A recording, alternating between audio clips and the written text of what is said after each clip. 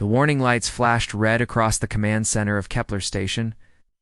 Admiral Crix pressed his six-fingered hand against the control panel and stared at the massive screen showing the edge of their solar system. Something was coming through hyperspace, and it was big. "Sir, the readings are off the charts," reported Lieutenant Vell from her station. Her voice carried the nervous tension that had been building for the past hour. "The ship is 3 times larger than our biggest dreadnought." Crix had served in the Zentari fleet for 40 years and had seen every type of ship the galaxy had to offer.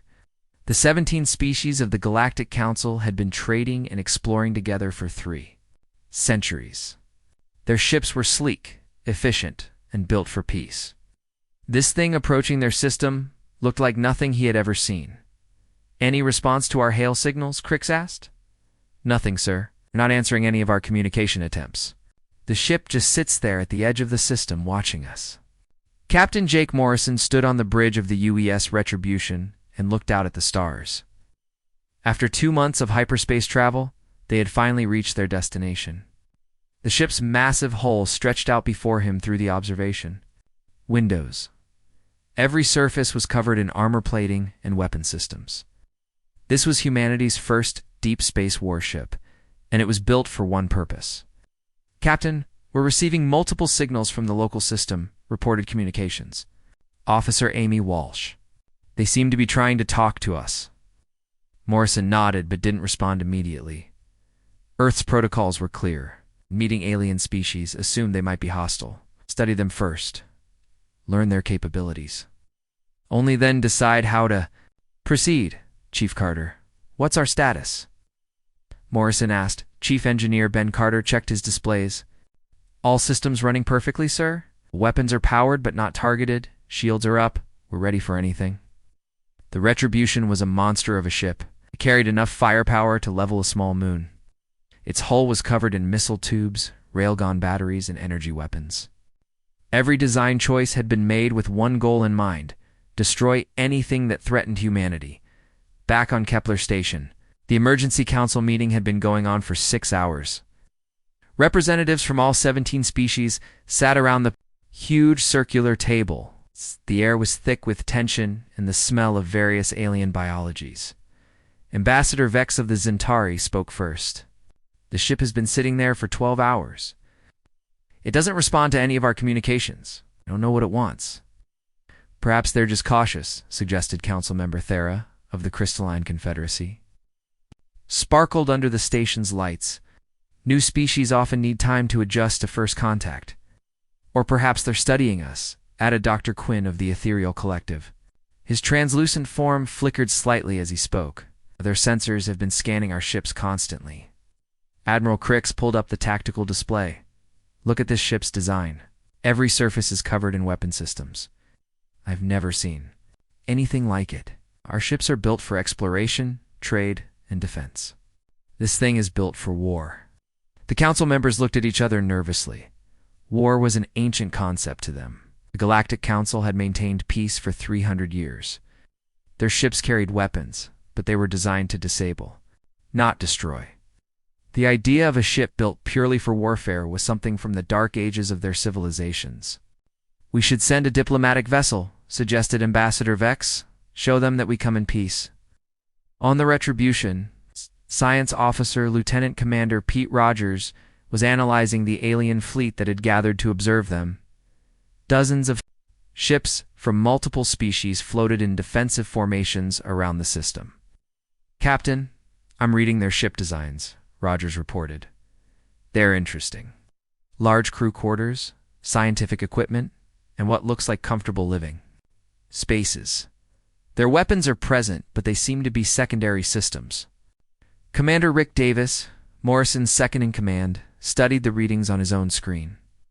"They build ships like luxury cruise liners. Look at the size of their crew quarters. Our Marines are packed into bunks while these aliens have private rooms." Morrison nodded. The difference in ship design told him a lot about these aliens. They clearly hadn't been in a real war for a very long time. Their ships prioritized comfort over combat effectiveness. This was either a very peaceful galaxy, or these species had forgotten how to fight. "Sir, incoming transmission reported." Amy Walsh. They're using a basic mathematical sequence to establish communication. It looks like a first contact protocol. Put it through, Morrison ordered. The main screen flickered and showed the bridge of an alien vessel. A tall, blue-skinned creature with 6 arms stood in the center. Its clothing looked more like ceremonial robes than a military uniform. "Greetings, unknown vessel," the alien said through the translation system. "I am Ambassador Vex of the Zentari Fleet. We represent the Galactic Council, a peaceful alliance of 17 species. We welcome you to our space." Morrison stepped forward. His military uniform was a stark contrast to the alien's flowing robes. "I am Captain Jake Morrison of the United Earthship Retribution. We represent humanity." "Humanity," Vex repeated the word. "We are pleased to make contact with your species. We would like to invite you to join our peaceful community. We can offer trade, cultural exchange, and protection under our mutual defense treaties." Morrison's expression didn't change. "We appreciate the offer, Ambassador. However, before we make any commitments, we need to conduct a full assessment of this region of space." "Assessment?" Vex looked confused. "What kind of assessment?" "Military assessment. We need detailed information about fleet strengths, defensive positions, and strategic resources in this sector." The alien's face showed clear confusion and growing concern. "Captain Morrison, we are a peaceful alliance. We haven't had a war. In 300 years, there are no military threats in this region of space." Morrison exchanged glances with Commander Davis. 300 years of peace. Either these species were incredibly lucky, or they had eliminated all potential threats long ago. "Nevertheless, Ambassador, we have our protocols. We'll need to conduct our own surveys before making any decisions about joining your council." On Kepler Station, the emergency meeting continued. Ambassador Vex had returned from his first contact with the humans, and his report had shaken the entire council. "They think like soldiers," Vex explained to the assembled representatives. "Every question they asked was about military capabilities. They want to know about our fleets, our defenses, our strategic resources.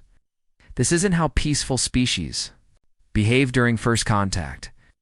But surely they'll see the benefits of joining our alliance," suggested Thera. "We offer trade, technology sharing, and cultural exchange." "What species wouldn't want that?" Dr. Quinn's form flickered with concern. "What if they don't want to join? What if they see us as a threat?" Admiral Crick studied the tactical display showing the human ship. "Look at their vessel again. It's not built for exploration or diplomacy. It's a weapon. A very big, very sophisticated weapon." The council members fell silent. For 3 centuries, they had dealt with species that wanted peace, trade, and cooperation. They had perfected the art of diplomacy and had systems in place to help new species integrate into galactic civilization. But humanity was different. The humans had arrived in a warship, asked military questions, and showed no immediate interest in joining their peaceful alliance. This was something none of them had prepared for. Captain Morrison stood in his quarters looking out at the alien fleet surrounding his ship. Retribution was outnumbered 50-1, but he wasn't worried. His ship had been built by a species that understood warfare. These aliens had clearly forgotten what real military power looked like. His communication panel chimed. "Captain, we're receiving another transmission from the Zentari ambassador," reported Amy Walsh. "Put him through." Ambassador Vex appeared on the screen again. "Captain Morrison, the Galactic Council would like to arrange a formal meeting. We can dock with your ship and begin discussions about integrating humanity into our alliance." Morrison considered the offer. It would give him a chance to study these aliens up close, learn about their capabilities, and assess whether they posed a threat to Earth. "Very well, Ambassador. You may send a small diplomatic vessel, but understand that this is still a first contact situation. We'll be following strict security protocols." As the transmission ended, Morrison called his senior staff to the briefing room. The real work was about to begin. The Zentar diplomatic vessel approached the Retribution slowly. Ambassador Vex stood on the bridge of the small ship, watching the human warship grow larger through the view screen. Up close, the alien vessel looked even more intimidating. Every surface bristled with weapons, and the hull was covered in thick armor plating. "I've never seen anything like it," whispered his aide, a young Zentari named Cole. "It looks like something from the ancient war museums." Vex nodded grimly. The ship before them represented everything the Galactic Council had worked to eliminate from their civilization. For 3 centuries, they had built a galaxy based on peace, cooperation, and mutual understanding. This human vessel looked like it had been designed by the warlike species of the distant past. Inside the Retribution, Security Chief Helen Stone walked through the corridors with her team of Marines. They were preparing for the first alien visitors to set foot on a human starship. Stone had been a Marine for 15 years, and she had trained for every possible scenario. But this was different. These weren't human enemies. These were completely unknown alien species. "Remember the protocols," Stone told her team. "Full dress uniforms, weapons visible but not threatening. You want them to understand that we're professional soldiers, but we're not planning to start a fight." The Marines nodded and took their positions throughout the ship. Unlike the aliens they were about to meet, every human aboard the Retribution was trained for combat. Even the ship's cook had completed basic military training. Captain Morrison stood in the main docking bay, waiting for the alien delegation.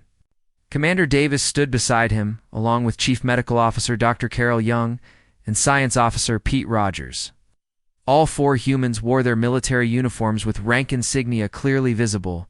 The airlock cycled open, and the first aliens stepped aboard the human ship. Ambassador Vex entered first, followed by 2 Zentari guards. The aliens looked around the docking bay with obvious surprise. Everything was built for function over comfort. The walls were lined with weapon racks, emergency equipment, and tactical displays. "Welcome aboard the UES Retribution," Morrison said, stepping forward. "I am Captain Jake Morrison, commanding officer of this vessel." Vex bowed slightly, a gesture of respect among his people.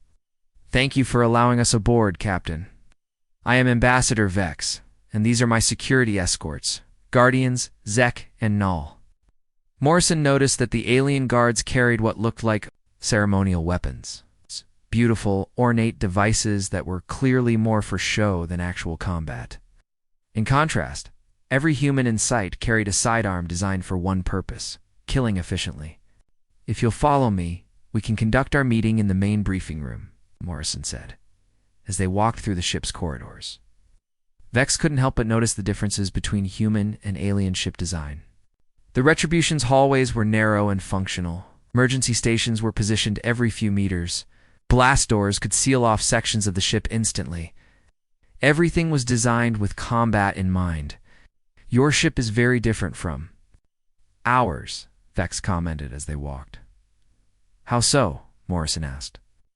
"Well, our vessels prioritize comfort and efficiency. We have common areas for social interaction, recreational facilities, and spacious quarters for our crews. Your ship seems designed purely for military operations." Morrison exchanged a glance with Commander Davis. "That's because it is, Ambassador. The Retribution is a warship. It's designed to fight and win battles." The concept seemed to disturb Vex. In his 3 centuries of life, he had never encountered a species that built ships purely for warfare. The Galactic Council's vessels were multi-purpose: exploration, diplomacy, trade, and defense, all rolled into one. They reached the briefing room, and Morrison gestured for the aliens to sit. The room was spartanly furnished with a simple table and chairs. Wall-mounted displays showed tactical information and ship status reports. "Before we begin," Morrison said, "I'd like to introduce my senior staff. This is Commander Rick Davis, my second in command, Dr. Carol Young, our Chief Medical Officer, and Lieutenant Commander Pete Rogers, our Science Officer." Each human nodded as they were introduced. Vex noticed that all of them carried themselves with military bearing. Their movements were precise and disciplined. Even their casual gestures seemed to follow some kind of protocol. "Now then," Morrison continued, "you mentioned that your Galactic Council represents 17 different species. Can you tell us about them?" Vex brightened, happy to discuss his favorite topic. "Of course, the Council has maintained peace and prosperity for 300 years. We have the Zentari, like myself, crystalline confederacy, who are silicon-based. Life forms. The ethereal collective energy beings who exist in a semi-corporeal state. The hegemony, who are excellent engineers and builders.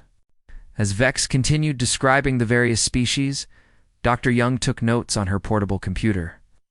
The medical officer was particularly interested in the biological diversity of the galactic community. How do you maintain peace between so many different species? Commander Davis asked. Through diplomacy, trade agreements, and mutual defense pacts, Vex explained proudly. When conflicts arise, we resolve them through negotiation and compromise. Violence is always the last resort, and even then, we prefer to disable rather than destroy. Morrison leaned forward. And what happens when negotiation fails? Vex looked confused. I don't understand. Negotiation doesn't fail. There's always a solution that benefits everyone involved. But what if one species simply refuses to cooperate? What if they want to take resources from another species by force? That doesn't happen, Vex said, sounding slightly defensive. All council species understand the benefits of cooperation. We've evolved beyond such primitive behaviors. The humans exchanged meaningful looks. Pete Rogers spoke up. Ambassador, what happened to the species that didn't want to join your council? I'm not sure I understand the question. When you first formed the Galactic Council 300 years ago, surely not every species agreed to join immediately. What happened to those that refused? This was quiet for a moment, clearly uncomfortable with the question. Well, some species required more time to understand the benefits of membership. We provided economic incentives, cultural exchange programs, and educational assistance. And if that didn't work, Morrison pressed. It always worked, Vex said. Quickly. Eventually, every species saw the wisdom of joining our peaceful alliance. Dr. Young looked up from her notes. Ambassador, in your medical records, do you have information about extinct species in this galaxy? Extinct species? Vex seemed genuinely puzzled. Well, yes, there are species that died out due to natural causes. Stellar events, plague, environmental changes, but nothing recent. What about species that went extinct due to warfare or conflict? Vex's expression grew more uncomfortable. That's ancient history. Before the council was formed, there were some violent species that couldn't adapt to civilized behavior, but they've been gone for centuries. Commander Davis leaned back in his chair. Gone? How, exactly? They either evolved beyond their aggressive tendencies, or they couldn't survive in the new galactic order. The briefing room fell silent. Morrison studied the alien ambassador's face. Vex was clearly uncomfortable discussing this topic, but the implications were becoming clear. Ambassador Morrison said carefully, Are you telling us that your council eliminated every aggressive species in the galaxy? Not eliminated, Vex said quickly. Reformed, educated, helped to evolve beyond primitive violent behaviors. And the ones that couldn't be reformed? Vex was quiet for a long moment. Captain Morrison, you have to understand. The galaxy was a dangerous place 300 years ago. There were species that conquered others, enslaved populations, destroyed entire worlds. The Council had to act to protect innocent civilizations, so you did eliminate them. We did what was necessary to ensure peace. Morrison stood up and walked to one of the wall displays. It showed the tactical layout of the alien fleet surrounding his ship. Dozens of vessels from multiple species, all built for peaceful purposes. Ambassador, I need to ask you a direct question.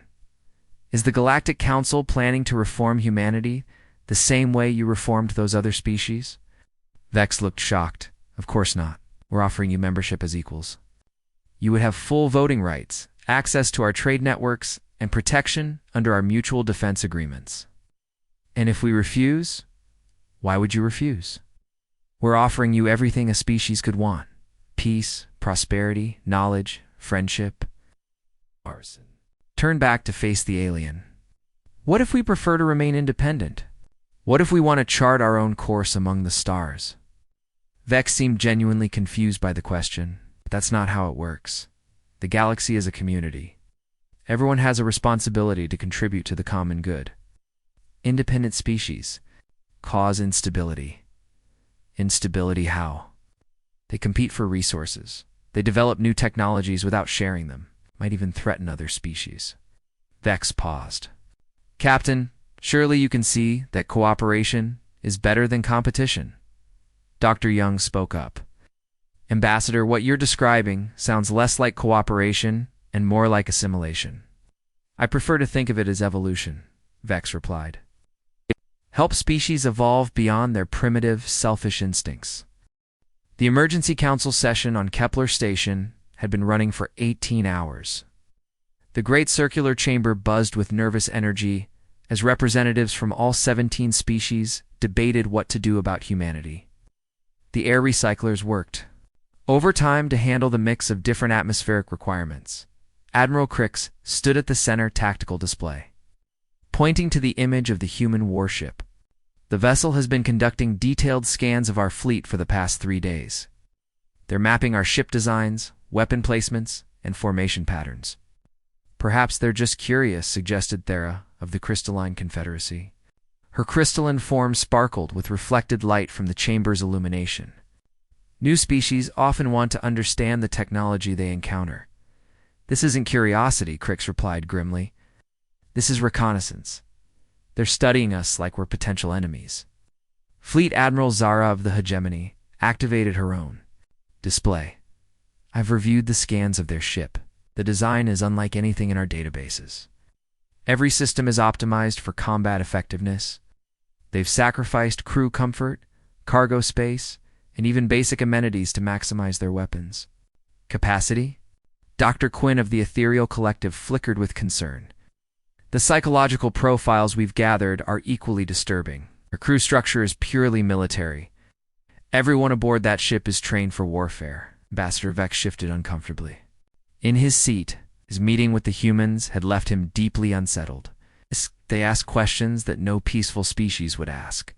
They wanted detailed information about our military capabilities, defensive installations, and strategic resources. What did you tell them? Asked Council Leader Moore, the eldest member of the Assembly. I gave them basic information about our peaceful alliance.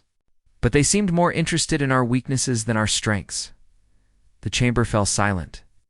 For 3 centuries, the Galactic Council had perfected the art of integrating new species into their peaceful order. They had protocols for every type of civilization they might encounter. But humanity was different. The humans showed no interest in the benefits of galactic civilization. We need to show them our strength, Admiral Crix declared.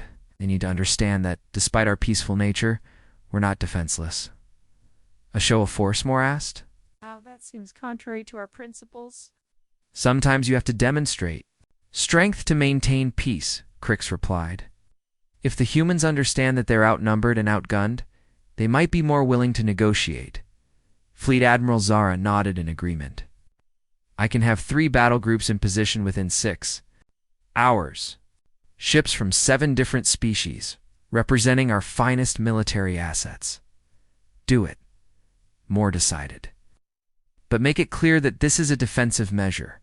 We're not threatening them. We're simply showing them the reality of their situation. Aboard. The Retribution Science Officer Pete Rogers was analyzing the alien fleet movements.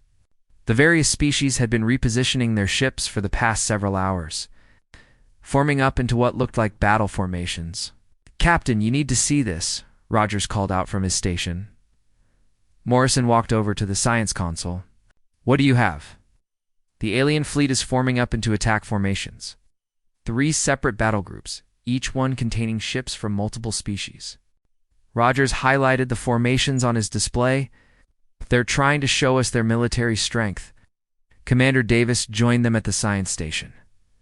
How many ships? 47 vessels total. Battleships, cruisers, and support craft. It's an impressive display. Morrison studied the tactical readout. The alien fleet was large and well organized. Their ships were advanced and clearly capable of putting up a fight. But there was something wrong with their formations. Rogers analyzed their tactical positioning. They arranged for maximum combat effectiveness. The science officer ran the data through the ship's tactical computer. After a few minutes, he shook his head. No, sir. Their formations prioritize ship safety over firepower concentration. They're spread out to minimize casualties, not maximize damage output. Interesting, Morrison mused. They're showing us their strength, but they're doing it in a way that protects their own ships. Chief Weapons Officer Dan Murphy approached the group. Captain, I've been analyzing their weapon systems. They're sophisticated, but they're designed for disabling rather than destroying. Explain. Their energy weapons are configured for overloading, shields, and disabling engines.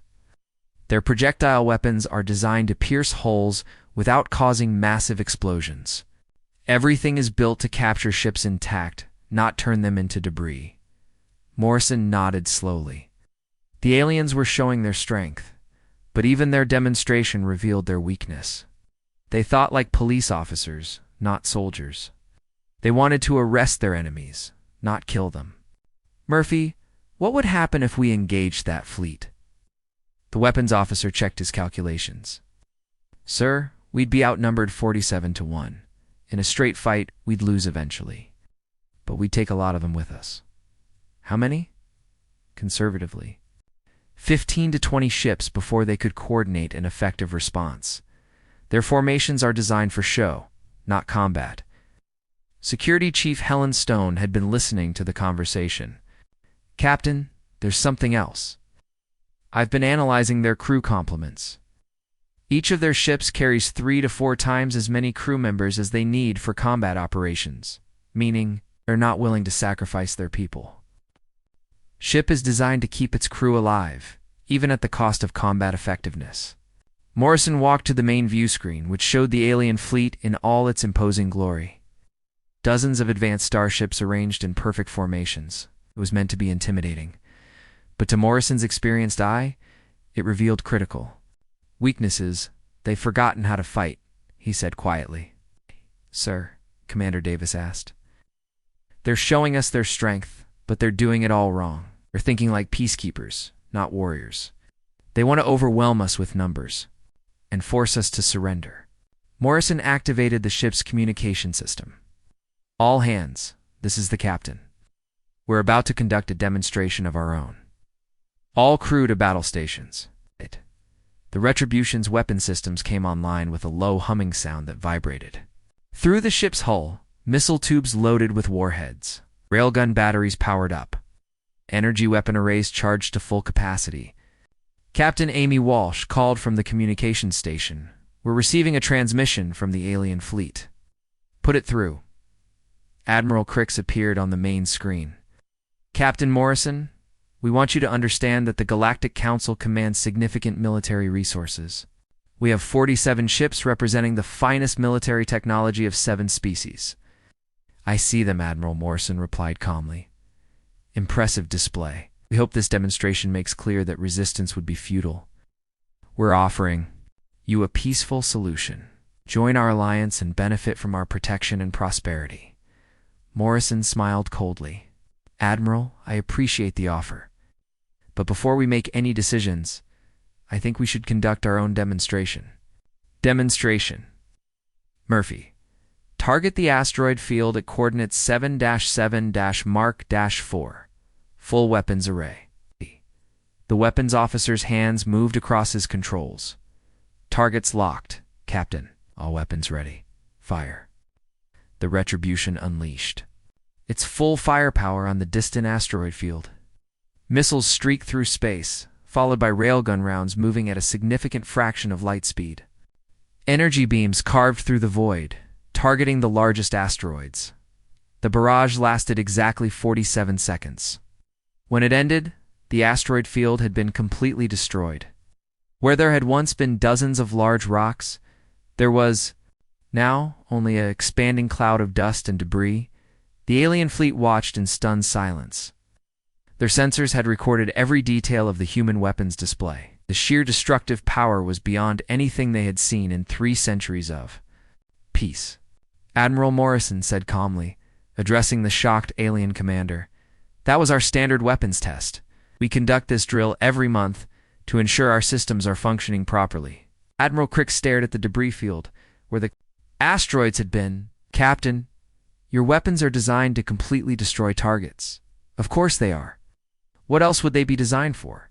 But the casualties, the destruction. Admiral, in warfare, the goal is to destroy your enemies. Ability to fight? You don't capture enemy ships, you sink them. Concept seemed to horrify the alien commander. But what about the crews? What about prisoners? Dead enemies don't fight back, Morrison replied simply. On Kepler Station, the Emergency Council. Session had turned into a crisis management meeting. The sensor readings from the human weapons demonstration had been analyzed by every species military experts. The results were terrifying. They destroyed that asteroid field in under a minute, reported Dr. Quinn. Our most powerful weapons would have taken hours to achieve the same result. The energy output alone exceeds our entire battle group, added Fleet Admiral Zara. Their ship carries more firepower than a dozen of our battleships, Ambassador. Vex looked around the chamber at his fellow council members. They're not interested in joining our alliance. They're evaluating us as potential threats, or potential conquests. Admiral Crix added grimly. Council Leader Moore stood up slowly. Captain Morrison sat in his private quarters, reviewing the intelligence reports that had been gathered over the past week. The Retribution's advanced sensors had been working around the clock, analyzing everything about the Galactic Council's civilization.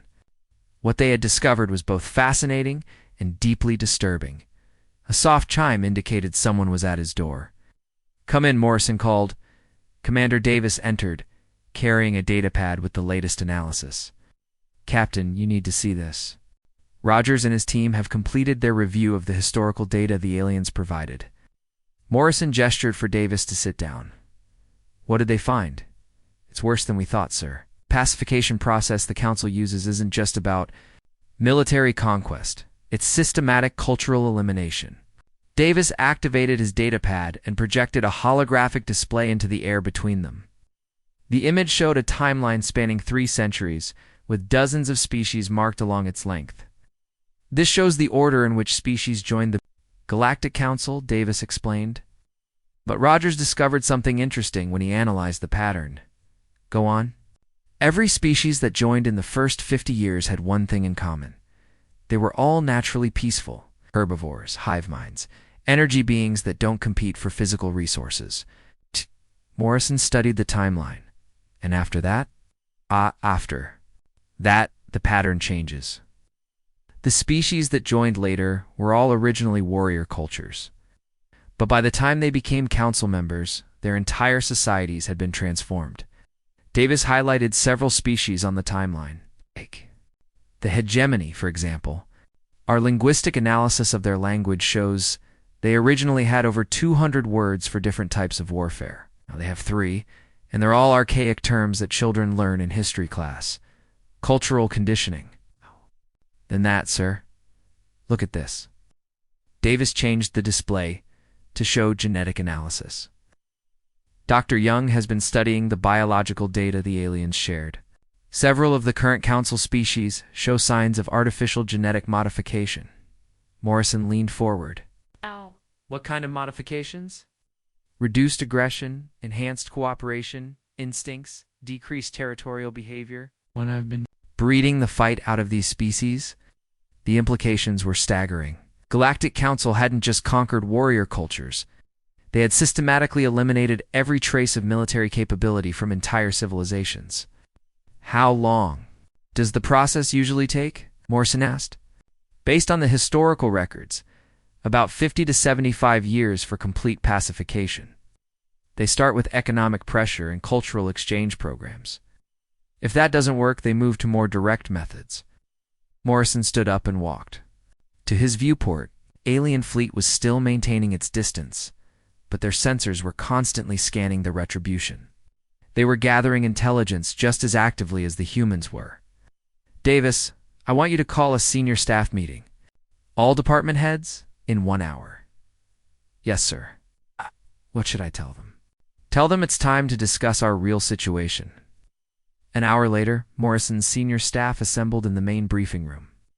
Commander Davis, Dr. Carol Young, Science Officer Pete Rogers, Security Chief Helen Stone, Chief Engineer Ben Carter, Communications Officer Amy Walsh, and Chief Weapons Officer Dan Murphy all sat around the table. Morrison activated the room's security protocols, ensuring their conversation couldn't be intercepted by alien sensors. Before we begin, I want everyone to understand that what we discuss here could determine the fate of humanity. The room fell silent. Morrison continued. Brief everyone on your findings. The science officer stood up and activated the wall display.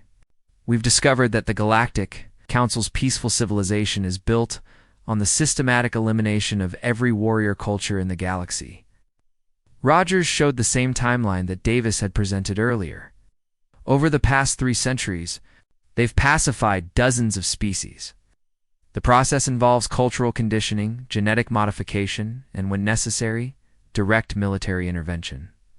Dr. Young spoke up. I've been analyzing the medical data they provided.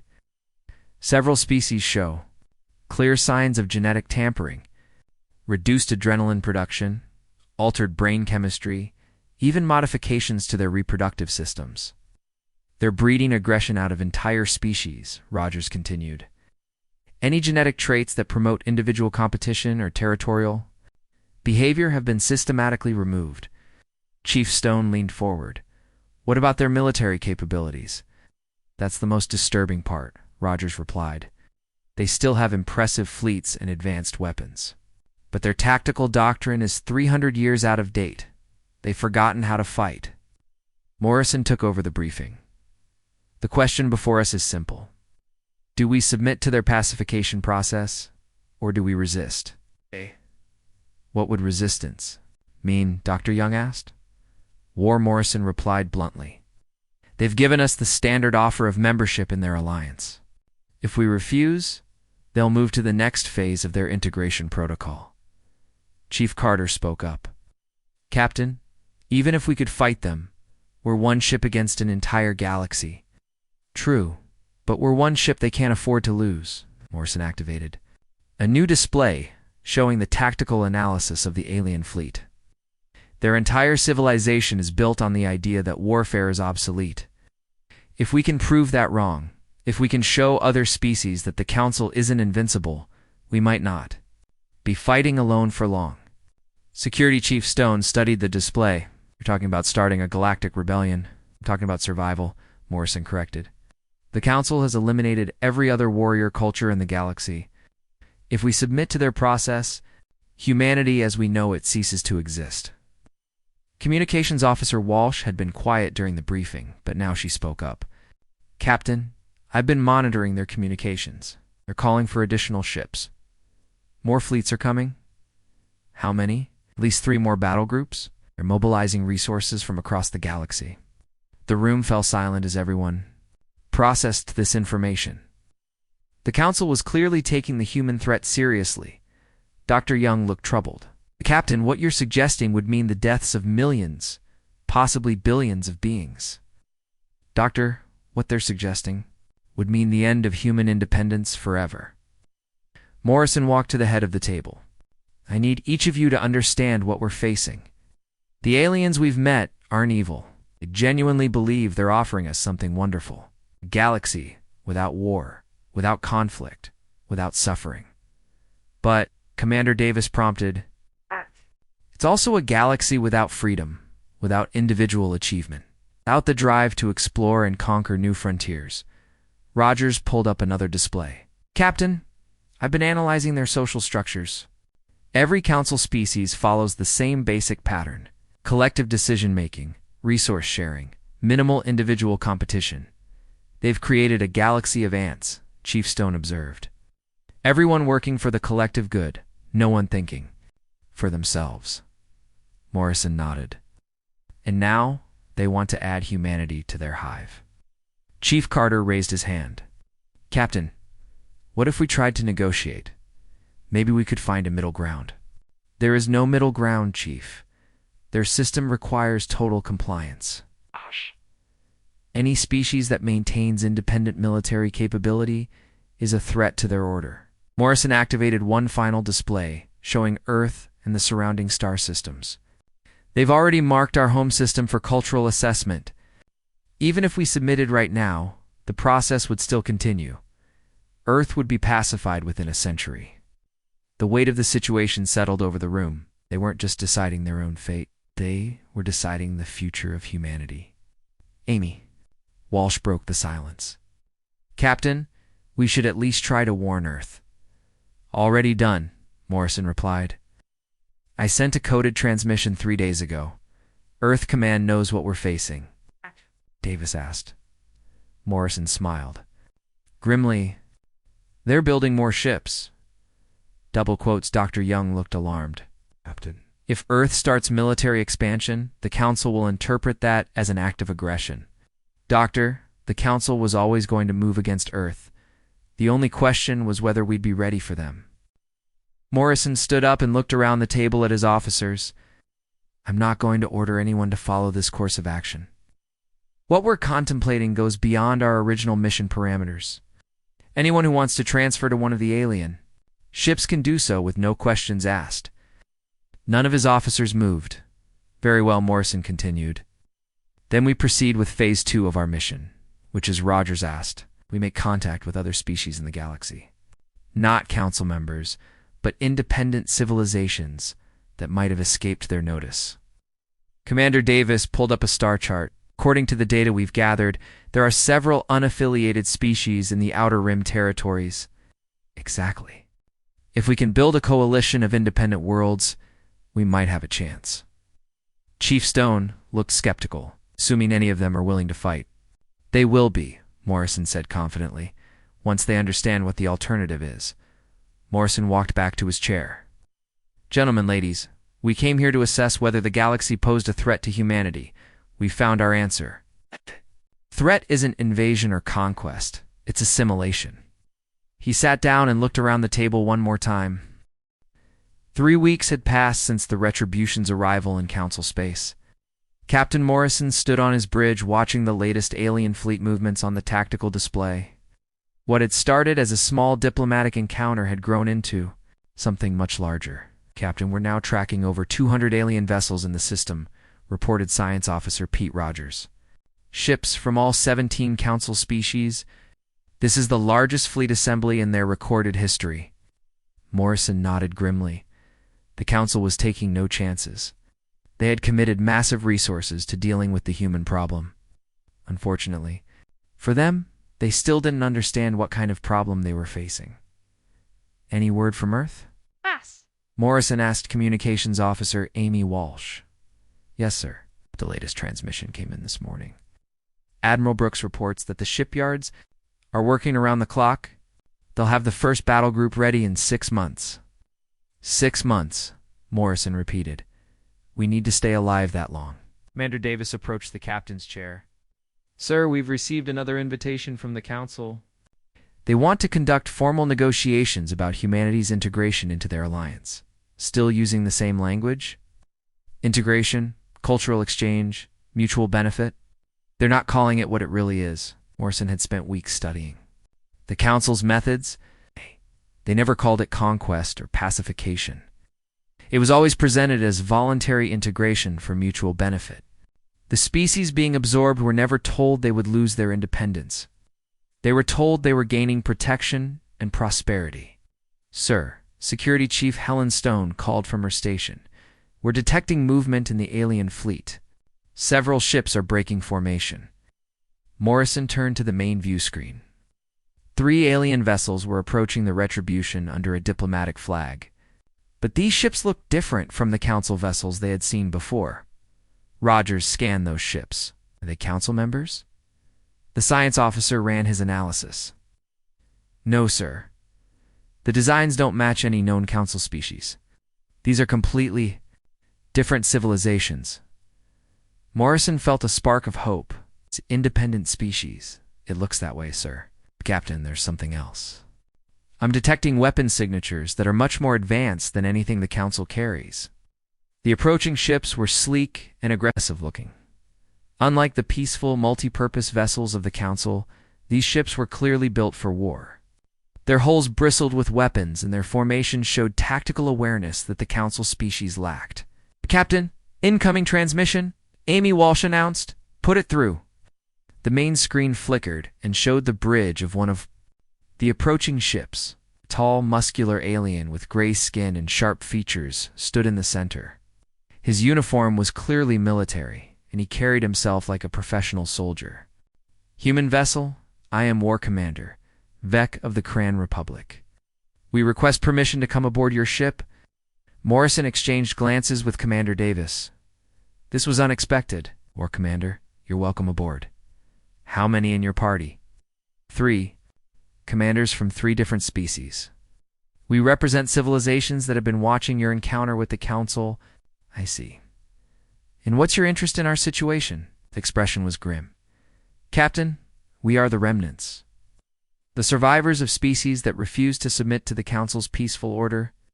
We've been hiding in the Outer Rim for decades, waiting for an opportunity. Morrison felt his pulse quicken.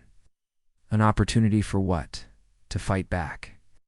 An hour later, Morrison found himself in the briefing room with 3 alien commanders. War Commander Vec of the Kran Republic was joined by Battle Leader Vash of the Sentry Coalition and Fleet Admiral Kor of the Free Worlds Alliance. All 3 aliens were clearly military professionals. Their uniforms were functional rather than ceremonial. Their weapons were designed for killing, not ceremony. Most importantly, they thought and spoke like soldiers. Gentlemen, Morrison began, I assume you're here because you've been watching our interactions with the Council. We've been watching for 3 weeks. That confirmed. Your demonstration of firepower was most impressive. It's been a long time since anyone showed the Council what real weapons look like. Battle Leader Vash leaned forward. Captain Morrison, our species tried to resist the Council's integration process 50 years ago. We failed, but some of us escaped to the Outer Rim territories. How many survivors? Commander Davis asked. The Kran Republic has maybe 2 million people left, Deck replied. The Sentry Coalition has about 5 million. The Free Worlds Alliance has the largest population with 12 million. Morrison did the math quickly. So you represent maybe 20 million beings total? Yes. All that remains of 3 once great civilizations. Fleet Admiral Kor spoke for the first time. Captain, we've spent decades building a hidden fleet. Nothing as advanced as your ship, but we've maintained our military capabilities. How large a fleet? Combined, we have about 300 ships of various classes. Mostly smaller vessels, but all designed for combat. Real hope he'd experienced since arriving in Council space. And you're willing to fight? All 3 alien commanders smiled coldly. Captain, we've been waiting 50 years for this chance. Deck activated a portable display device. We've been studying the Council's current military capabilities. Their fleet is large and their technology is advanced, but they've made critical mistakes. The display showed tactical analyses of Council ship designs and fleet formations. Their ships prioritize crew safety over combat effectiveness, Vash explained. They're designed to fight defensive actions, not offensive campaigns. More importantly, Kor added, their crews have no real combat experience. 300 years of peace has made them soft. Morrison studied the tactical data. What's your assessment of their overall strength? On paper, they're overwhelming, they admitted. Over 5,000 ships across 17 species. Reality, they're a giant with no backbone. Commander Davis looked skeptical. 300 ships against 5,000 doesn't sound like good odds. It isn't, Battle Leader Vash agreed. But we're not planning to fight them ship to ship. We're planning to break their will to fight. Morrison understood immediately. You want to shatter their belief in the invincibility of their peaceful order. Exactly. That confirmed. The Council's entire system depends on the belief that resistance is futile. If we can prove that wrong, their whole civilization might collapse. Fleet Admiral Kor brought up another display. Captain, there are dozens of species in Council territory that were pacified within the last century. Their warrior instincts haven't been completely bred out yet. You think they might rebel? They see that the Council can be beaten? Yes. The genetic and cultural conditioning isn't perfect. Deep down, some of them still remember what it means to fight. Morrison walked to the viewport and looked out at the massive Council fleet. 200 ships representing the combined might of galactic civilization. It should have been intimidating, but now he saw it differently. War Commander Thek. What? Do you propose a coordinated strike? Your ship hits their main command vessel, while our fleets attack their support ships. We show the galaxy that the Council can bleed, and then we send a message to every pacified species in Council territory. We tell them that the age of peace is over and the age of freedom has begun. Morrison returned to the table. Gentlemen, I appreciate your offer, but I need to know something first. What are your long-term goals? Thek and his companions exchanged glances. We want our civilizations restored, Thek said simply. We want our homeworlds back. We want our children to grow up free, and after the Council is defeated, then the galaxy returns to what it was meant to be, Battle Leader Vash replied. Multiple independent civilizations, each following their own path. Morrison nodded slowly. These weren't conquerors looking for new territory. They were survivors, fighting for their very existence. War Commander, how long would you need to position your fleets? Our ships are already in position. We've been preparing for this opportunity for decades. Morrison made his decision. It's very well. We'll coordinate our attack for tomorrow at 0800 hours. The three alien commanders stood up and saluted in their various military traditions. As they prepared to leave, Fleet Admiral Core turned back to Morrison. Captain, there's something you should know. When we strike tomorrow, there's no going back. Council will mobilize their entire galaxy against us. I understand. And even if we win, the galaxy will never be peaceful again. We're about to unleash 3 centuries of suppressed aggression. Morrison smiled grimly. Admiral, peace through strength is the only peace worth having. Everything else is just slavery with better marketing. After the alien commanders left, Morrison called his senior staff together one final time.